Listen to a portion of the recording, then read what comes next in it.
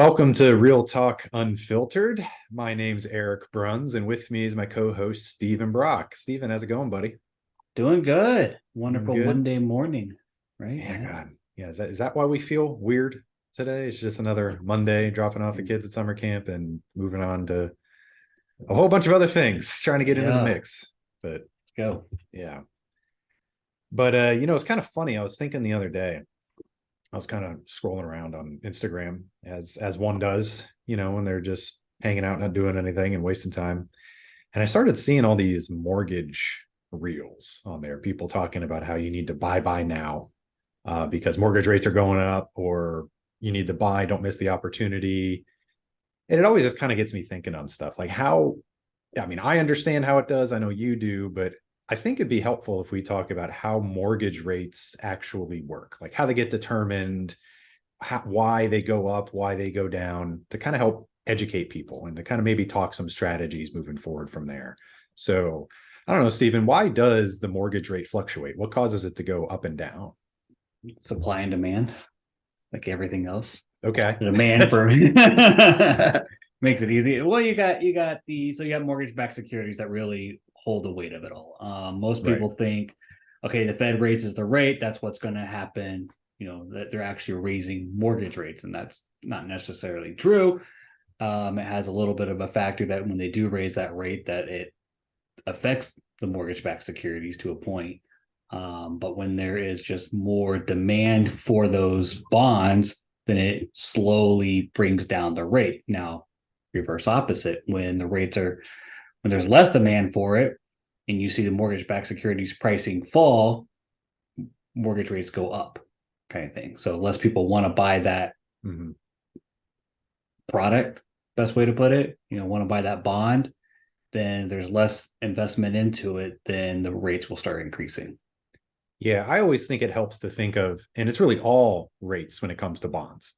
So when you're talking about bonds, it doesn't have to just be mortgage-backed securities, mortgage bonds. It's, US Treasury bonds, corporate bonds, all of that. The price and the interest rate have like an inverse relationship. So, like you said, if the price goes up, the rate goes down. And if the price goes down, the rate goes up. Reason being is if you're paying more for that bond than it's like par value, what it's like on its face is worth, then what you're going to get paid in interest payments over the years is slightly lower because you paid more initially, and then Yeah, vice versa.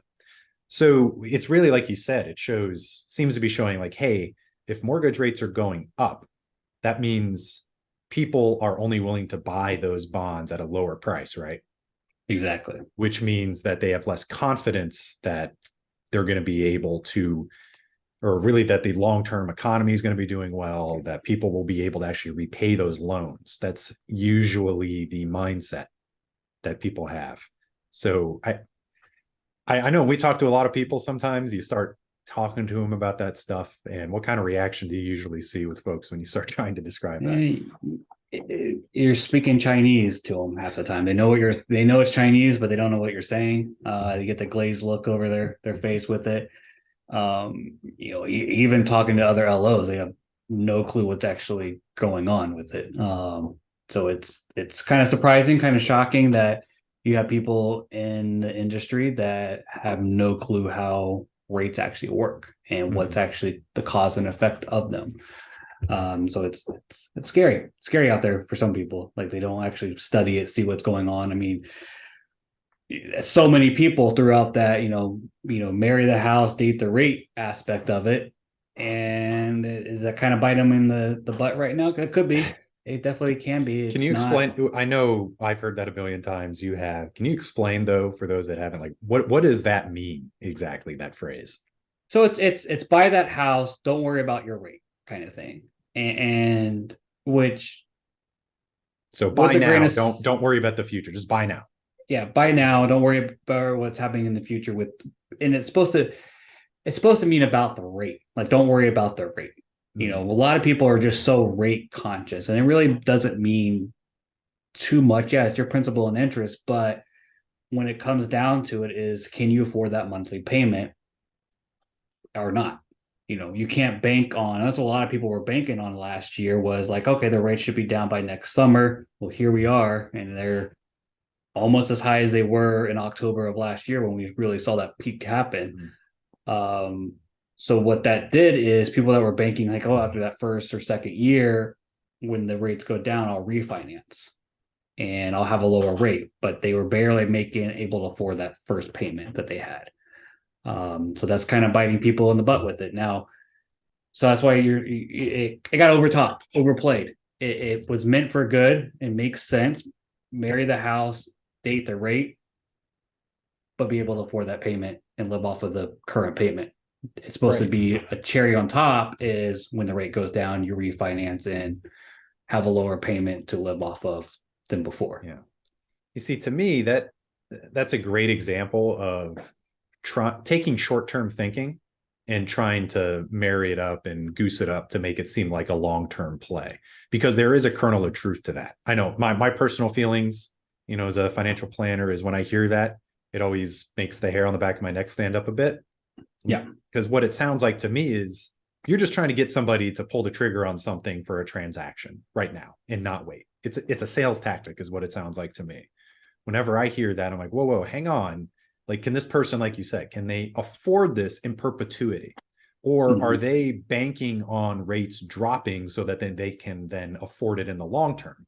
But if it stays the way it is, or if rates continue to increase, there's a certain point, maybe a year later or 2 years, where they can't afford those payments anymore. And that to me Exactly. is what gets under my skin and kind of upsets me when I hear people talk about that. I think Eh, it comes from a place, and there are a lot of people that say that they think they're being helpful, but in reality, it's you could be shooting somebody in the foot to They just don't try to get them into a transaction today. exactly. They don't look at the long term picture all the time or the goal of that person. It's just okay if you're going to refi in a year, 2 years, like that's the what we were saying, October last year, what 8, 9 months ago, that okay, you just wait for them to go lower, and they haven't. They Yeah. went out a little bit, but now they're kind of back where they were at. So it's you have to be careful with saying those words without it, basically without context. One Right. person said it and it meant well. Most people mean well by it. Like, yeah, that makes sense overall, but you can't put somebody in a predicament where their monthly budget was X amount of dollars and you're going to put them over 2 or 300 on that one, though the mortgage can be approved for that for what the DTI numbers are, the debt to income, but what they were comfortable with wasn't happening. Right. And they were banking on like, okay, next year it'll drop. Well, it didn't. And now they're starting to, could be hurting with it. I think another thing too, when people talk about, oh, when rates drop, I think it's a useful exercise to think about, okay, what usually causes interest rates to fall? There's a lot of factors. It's the biggest one is society's belief in the economy.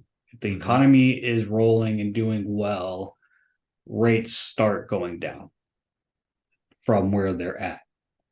Now, where they're at currently isn't considered super high on a bad economy either. I mean, historically, they have been way higher and have gone down to where they went down to was still higher than what it is now. So the drop we had from COVID was maybe once in a lifetime, once in a generation Yeah, that's thing a to black happen. swan event.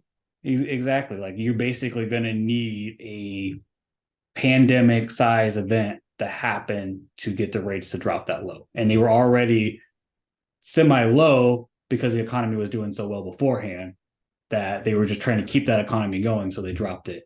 And then now we're trying to reverse that action.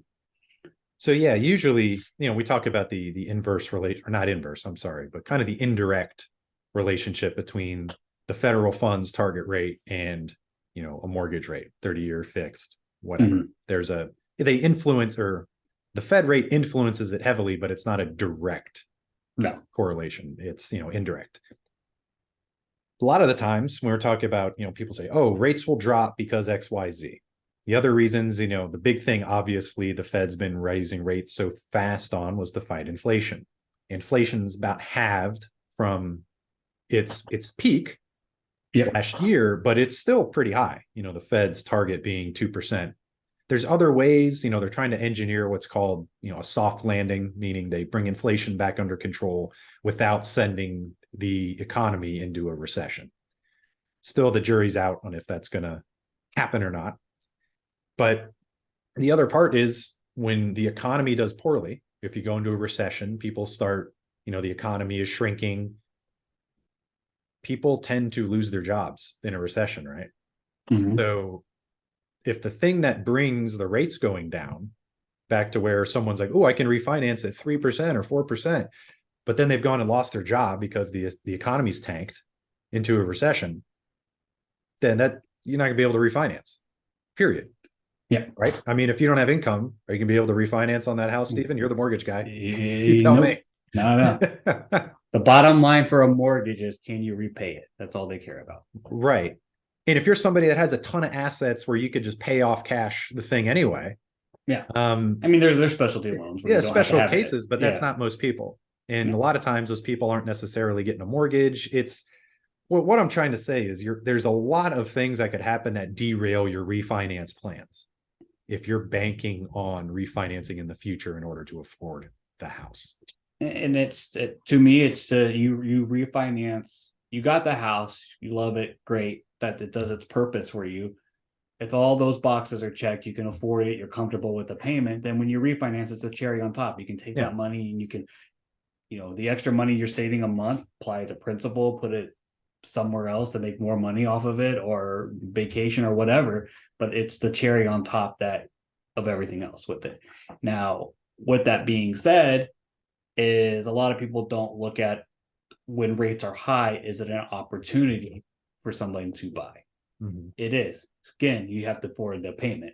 So if you can afford a payment at a higher rate, is it your opportunity to buy? Well, we went into with crazy low rates, we were in a frenzy of so many buyers in the market that people were overpaying for houses on the value. It would come at 500,000, but you're paying 550, 600 for it, 100K out of pocket to do it. With the higher rate, less buyers are out there that can't afford it. Mm-hmm. Up to a certain, each price point's different, but that's what you're seeing. That's where your opportunity does come in. So you're not competing like crazy with people when that happens. Now, again, afford the payment, be comfortable with the payment, but that is your opportunity to buy. Doesn't mean you have to buy, but that just opens a window up for people in that situation. No, that's true. That's very true. I think a lot of times people just get paralyzed also by just looking at half the equation, which is the rate. Yeah. That's just part of the equation on how much your total loan is going to cost you. The other half being the actual price of the home that you're buying. And I know here in South Florida, there's been, a small drawdown in the median price that a house is going for, but it stayed pretty stable compared to how much it ran up during COVID. Yeah. Other parts of the country, though, have taken massive real estate hits, 10, 20% drops from their peak prices. So around here's at least it's not nearly as bad. And like you said, it's also the amount of people trying to compete for the same number of homes. Yeah. This advice we're kind of giving on the opportunity part of it is, it's really meant for our area, Florida in general, because there's so many influx of people still trying to push to Florida. Mm-hmm. So with that many people trying to move here, it creates an opportunity for people that can afford it or that have enough money to be able to purchase without being super competitive. Yeah. If people, I want the rates to be lower. Okay, great, fine, lower rates. Okay, let's say they're in the threes, from high sixes, low sevens to the threes. How many more people are going to be able to afford that house now? How many more people are going to put a bid on that house now? They start writing those offers and start competing against each other with it. Yeah. And that's where we saw that huge influx of things happening where, quote unquote, you marry the house, date the rate. If you can afford it currently at the sevens and it drops, that's when you have your opportunity to lower it. But you can't bank on that. kind No, of no, thing. you definitely should. If you can't afford it now, don't do, and into the future, don't do it. Mhm. Like And that's just affording it means what are you comfortable paying, right. not what you can be approved for. You know, the Yep, first two different one of the things. one of the first questions I ask people is, what do you want your monthly payment to be? Insurance, principal and interest, HOA, everything. What do you want to go out monthly? And realize that it doesn't include your electric and water and cable, you know, unless you buy a condo and it's within the HOA. But like most of the time, that's not included. So where do you want that payment to be at? And then we work backwards from there. Mhm. You know, because that's what you're comfortable. No matter what the rate is, you're comfortable with. You know, 3,000 a month. Then that's what we're going to work back with, and this is the house you could afford. Right. And then also all the other costs that go into owning that house that a lot of times people don't factor in. Maintenance costs, other HOA assessments, random crap that happens. And then of Yeah, course around here, the obvious insurance increases and the taxes kind of going up here and there. It's a lot of stuff that people yeah, need to take into account to decide if that's good for them. It should never be just an overly simplistic, just the rate. Like, ooh, the yeah. rates have dropped. I should buy a house. You want to look at that, the price, and everything else that goes into it. I I also mean, think it's sometimes useful to look at, and I'm curious how many people you see actually pay attention to this. The total cost of a mortgage over 30 years. If you pay the minimum payment, what does it actually cost? How many people do you see actually pay attention to that? they say, "Oh, I hope I don't last that long."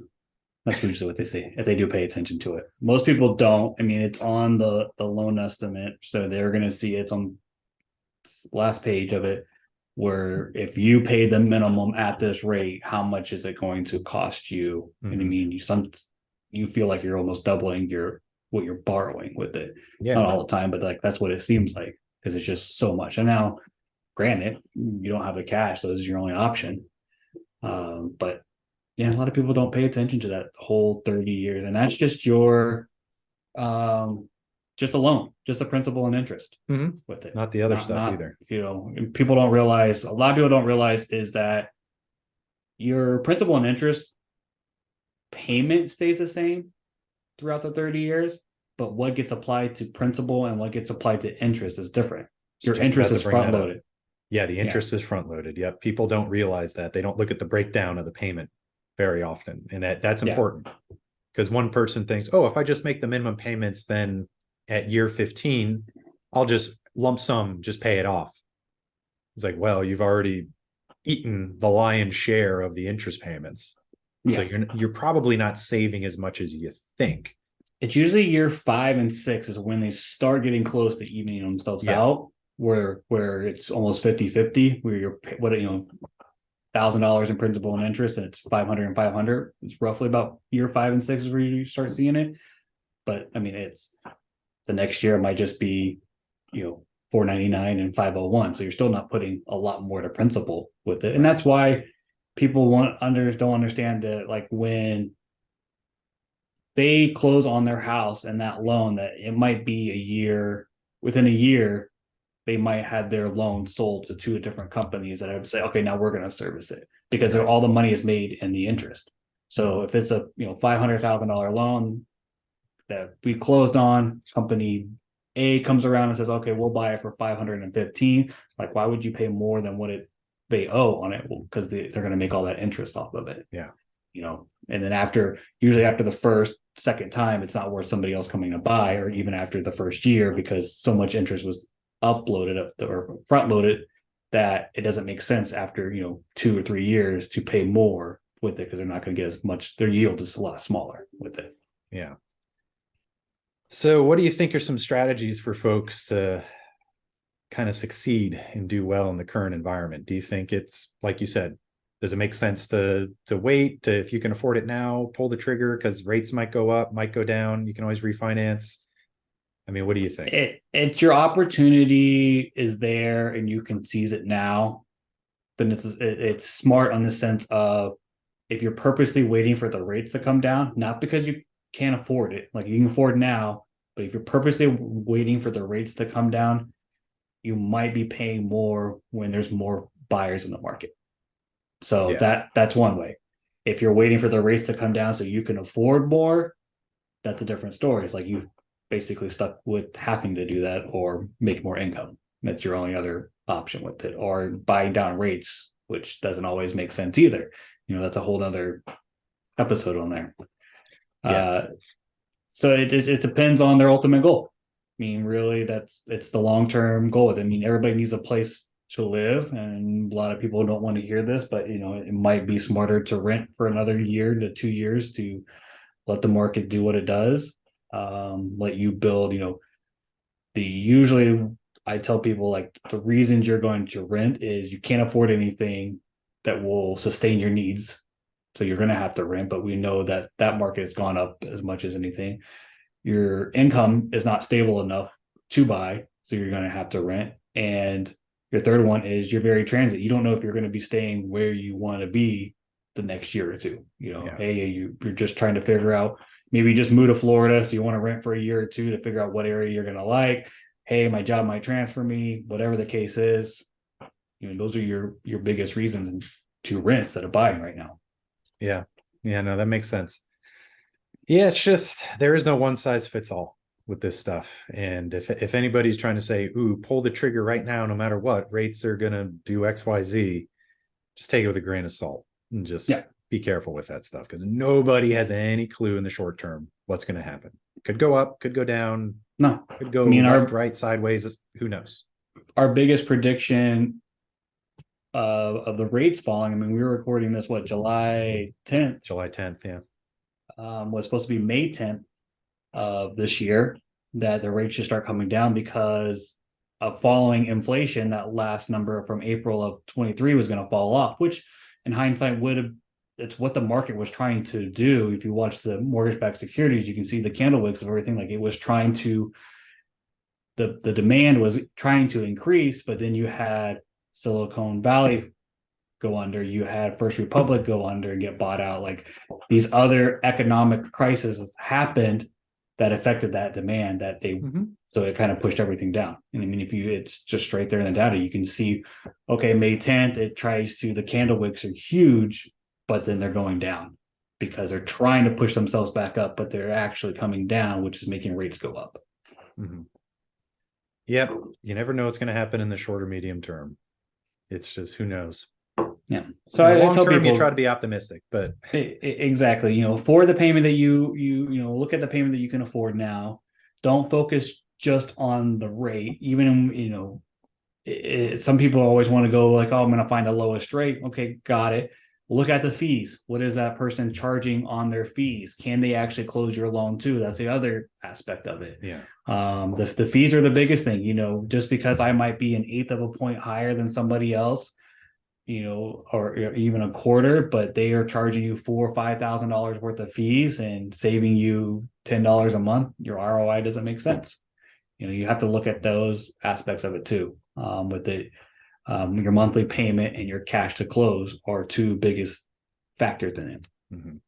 Yeah, it's much more than just the interest rate. I know a lot of people get wrapped around the axle on it because it's the big shiny thing, that and the transaction price, but there's so much more that's going on behind the scenes that you need to be aware of if you're going to be buying a house or an investment property as well. Primary home, investment, doesn't matter. Usually the investment property folks are a little more experienced at that point too. Yeah. Unless it's their first time or first couple times. But yeah, you definitely want to peel that onion back a few layers and look a little bit deeper than just the shiny object numbers. Exactly. I mean, I've had people recently where they're told one thing and it gets closer to closing and it completely blows up on them or changes and they had to back out of it. So yeah. Well, that happens too, unfortunately. Yeah. But well, I hope that's helped people kind of clear up how interest rates work a little bit when it comes to mortgages, so they can hopefully make a better informed decision. But I guess if anyone has any questions, they can always reach out to Steven. He's obviously a mortgage expert and can hopefully point you in the right direction. I try. Just they don't always not listen. always succeed, but you I said we're gonna make a dumb decision. Let's make the smartest dumb decision we can make. So okay. Okay. Okay. True though. Sounds good. But yeah, I hope you all enjoyed it. Hopefully this was educational for everybody. And we will talk to you guys all next time. Say bye, Stephen. Bye. Bye, everybody. Take care.